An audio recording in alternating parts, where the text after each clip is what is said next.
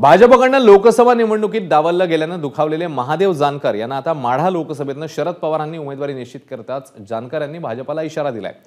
Lok Sabha trailer आहे, विधानसभेचा picture अजूनही बाकी आहे असं म्हणत जानकरांनी महायुतीला इशारा दिला। रासपामुळे महायुतीला राज्याच्या सर्व 48 मतदारसंघात फटका बसेल असा विश्वासही त्यांनी व्यक्त केलाय। धनगर आणि ओबीसी समाज भाजपकडे पाठ फिरवेल तर माढ्यातनं 2 लाखांच्या फरकाने रणजित निंबाळकर यांचा पराभव होईल असं जानकर म्हणतायत।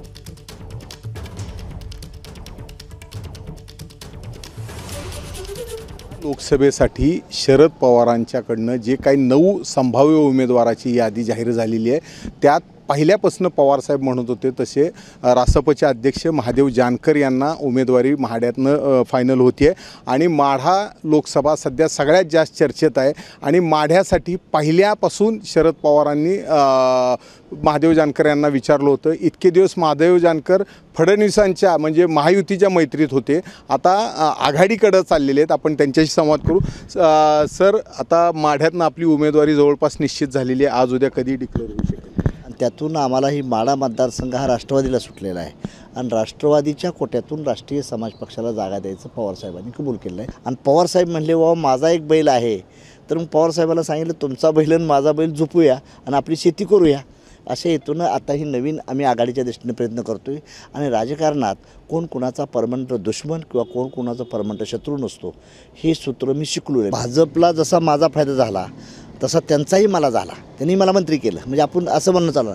तसं आत्ता सध्याला पवारसाहेबांनाही माझा उपयोग होणार आहे, पण पवारसाहेबाचाही मला फायदा होणार आहे। आत्ताच्या लोकसभेला मी विनिंग झालो तर महाविकास आघाडी मला भाजप 6च्या वर जागा देत नव्हती, पण उद्या मला 20-25 जागा महाविकास आघाडी डेफिनेटली देते विधानसभेला। मी आता खासदार होणारच, 100% होणार। ह्याच्यामध्ये माढा पवारांनी ज्यावेळेला जोडला महादेव जानकरांना त्यावेळी संपूर्ण महाराष्ट्रातल्या धनगर समाजाला कॅप्चर करायचा प्रयत्न केला। 48 मतदारसंघात ह्याचा परिणाम होणार आणि हा समाज हा हजारो कोस दूर सत्तेपासून दूर असलेला समाज आहे। स्वातंत्र्य मिळाल्यापासून ह्याला मेंबर ऑफ पार्लमेंट संधी दिली नाही, ना काँग्रेसनं ना बीजेपीनं राज्यसभेवर डॉक्टर विकास महात्मे यांना दिलं होतं, म्हणजे ती जागा मलाच मिळणार होती, पण मी मिनिस्टर झाल्यामुळं बीजेपीचे महात्मे डॉक्टरांना दिली होती जागा। काँग्रेसनं कधी संधी दिली नव्हती, कुणीही संधी दिली नव्हती।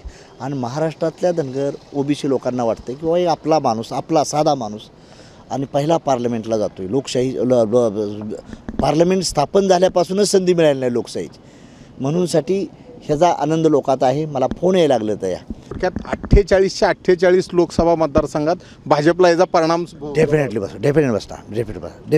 मी चॅलेंज देऊन सांगतो, मी त्यागी आहे, भोगी नाही। पण ह्यांना आम्ही प्रत्येक असेंब्ली सेगमेंटवर, जिल्हा परिषदेच्या गटावर माणसं हजारो फोन करून सांगतात, साहेब पवारसाहेबाचं अभिनंदन की त्या माणसानं कमीत कमी आपल्या माणसाला जवळ केलं। देवेंद्र फडणवीसला लोक का मानत होती?